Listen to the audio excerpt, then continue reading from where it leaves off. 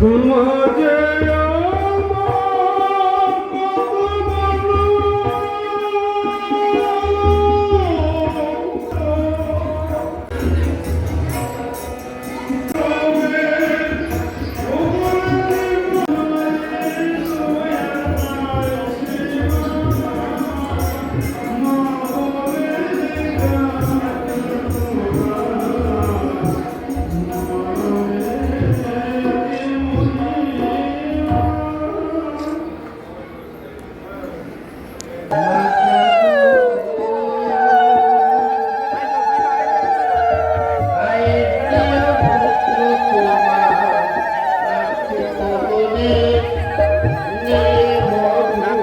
তো ওইখানে মহারাজ যে বক্তৃতা দিলেন আর এই যে প্রণাম করছেন উনি হলেন এই মিশনের কর্মকর্তা আমাদের শিলিগুড়ি আসে।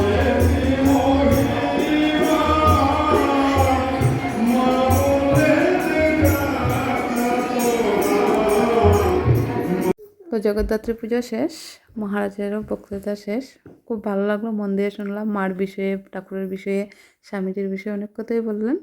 আর তারপরে এইদিকে প্রসাদ খাওয়া হয়েছিল, এই ক্লিপটা ওটাতে ভুলে গেলাম।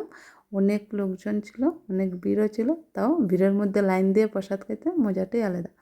তো আমার এই রামকৃষ্ণ মিশনের শিলিগুড়ি জগদ্ধাত্রী পূজা এই ব্লগটা তোমাদের কেমন লাগলো অবশ্যই তোমাদের মতামত আমার কমেন্ট বক্সে জানিও। ধন্যবাদ সবাইকে, নমস্কার। পাশে থাকবেন, পাশে আছি।